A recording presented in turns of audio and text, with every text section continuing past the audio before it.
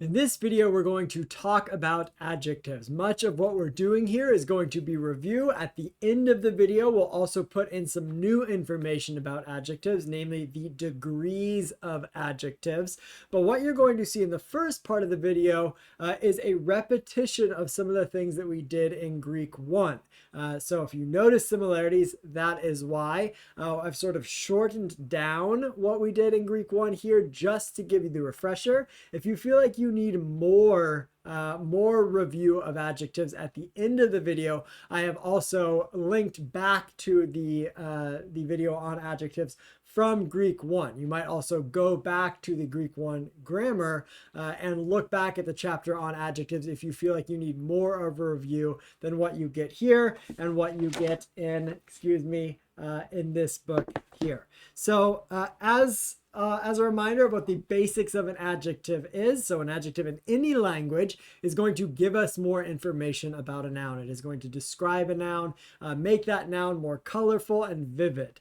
In Greek, an adjective is going to agree with the noun that it modifies in case, in gender, and in number, in all three of those things. When it comes to pronouns, we're going to find that pronouns agree with the noun that they refer to in gender and number, but not necessarily in case. That is not true with respect to adjectives. Adjectives are always going to agree also in case. So for example, here we have the good word, ha, kalos, logos, both kalos and logos in the nominative masculine singular. So you'll never have ha, kalu in the genitive, logos in the nominative. You have to have the adjective matching the noun it modifies in case. Most of the time, or much of the time, adjectives are going to look like the noun they modify because they follow the same inflection. That is to say, most adjectives are what are called three termination adjectives. They have three ends or terminations that can change or inflect on the basis of what case they are in. So we would have "u" for the masculine in the genitive case.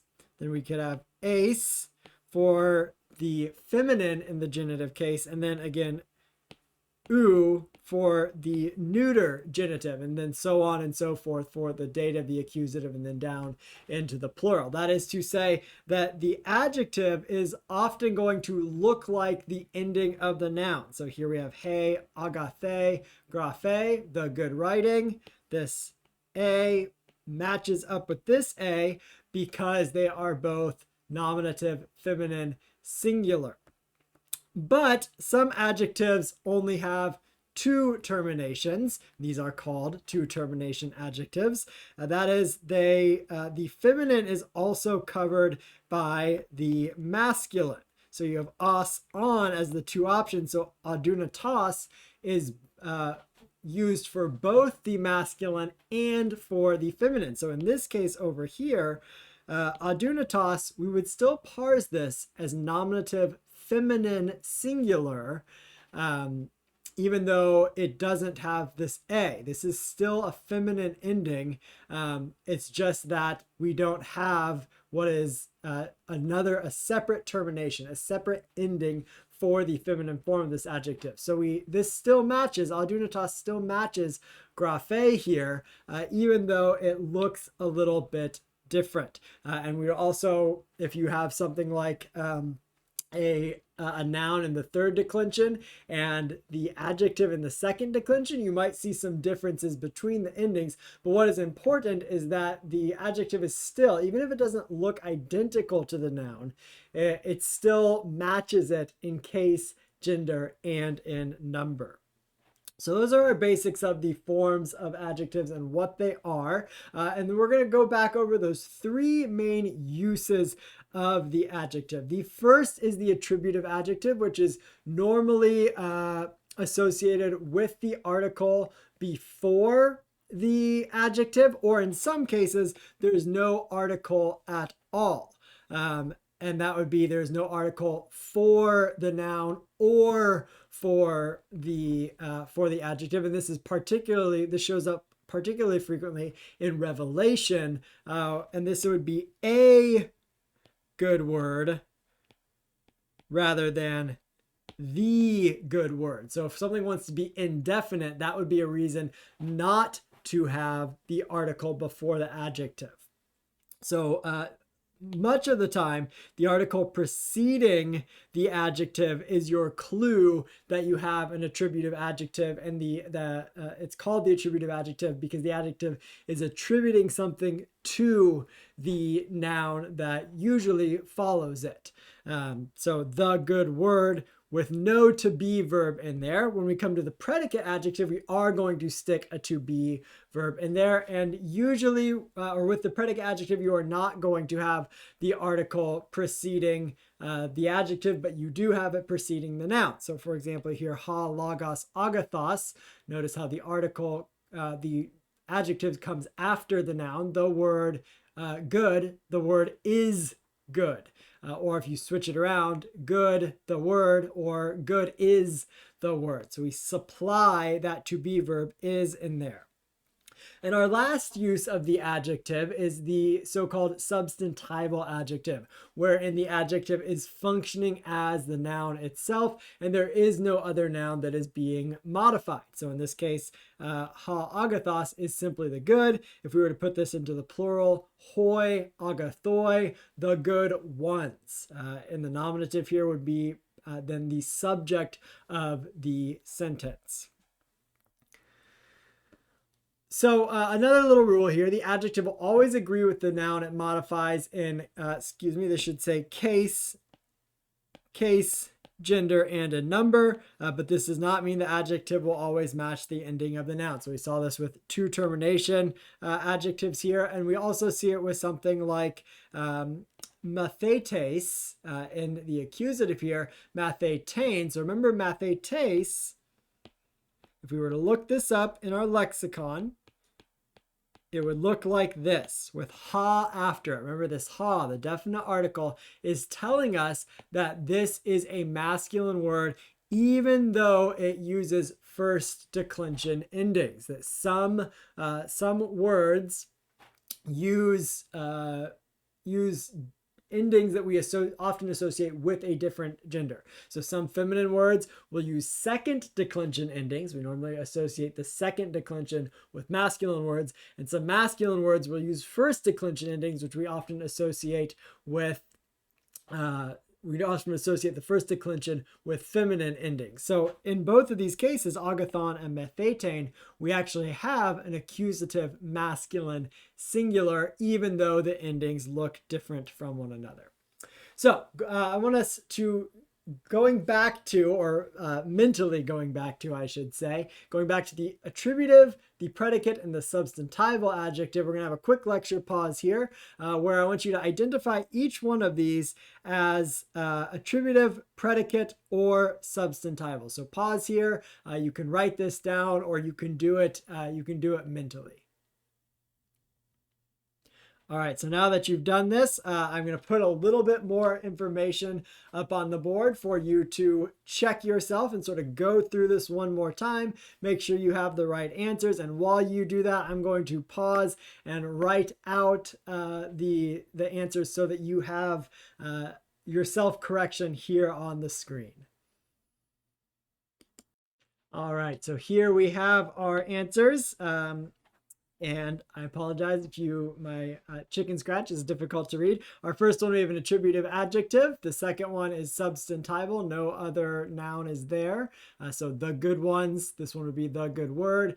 Here we have predicate. There is no article before the adjective, so the word is good. With this one, because we don't have any article anywhere, we could have either an attributive, a good word, or we could have a word is good.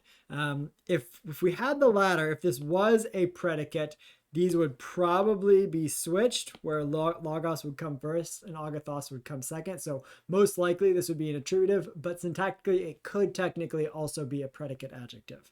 And this one is most certainly predicate. The word is good, or good is the word. And then lastly, another substantival, the good one. So moving on to just a little bit more new information about adjectives, we're going to talk about degrees of adjectives. And there are 3 different degrees of adjective: the positive degree, the comparative degree, and the superlative degree. So the positive is just the standard form of the adjective with no ending on it. So this is no additional ending on it that indicates that it's a different degree. This is true in Greek and in English here. So we have strong as our English example. When we come to the comparative, stronger, that implies a comparison with something else, stronger than something else. And superlative is the highest degree, the strongest amongst the entire group, or the strongest amongst the entire world. So just as in English, we often add sort of the same ending to an adjective to make it into the comparative degree or to make it into the superlative degree. Greek also does this. It will take the lexical form and then add teros or tera or teron. So this for the masculine, this for the feminine, and this for the neuter to form, for example, eskerateros. So this teros is added on to form the comparative stronger. So whereas eskuros is strong, eskurateros is stronger than. And then when you have a than there, when you have something that's being compared, you need something to come after that than. And in Greek, that's going to be either the genitive, so stronger, eskurateros, mu, stronger than me. So what's being compared is in the genitive, or it is compared with a, which you memorized in your vocabulary in Greek 1 as than, with the object of comparison in the same case as the noun which the adjective matches. So if we had, say, for example, aha here, and we knew this was a substantival adjective, ha eskurateros, the one who is stronger. And if we did this with a, it would then be a plus may in the nominative. So the what is here would match whatever the noun is that the adjective is referring to. So in this case, because we have it as a substantival, the noun is in the nominative, and we put this in the nominative for the purpose of comparison. Excuse me. So I also note here that we have irregular forms. So just as English has irregular forms of comparison, good, better, best, in those cases we don't do good, gooder, goodest. We don't just add those endings on. We change the word altogether. Other languages, including Koine Greek, do that as well. So this is good, better, best, agathos, kreson, aristos. So these are what are called irregular forms insofar as they do not change regularly just by adding teros or, in the superlative, tatos. So when we have the superlative, the est, what is equal to est in Greek is tatos, tata, or taton, or istos, ista, iston. So here, eskuratatos is strongest. And so that ist, the superlative degree, doesn't necessarily imply a comparison with something else specifically. So usually we don't have anything sort of following the superlative degree here. So once again, our irregular form in Greek of agathos in the superlative degree is going to be aristos.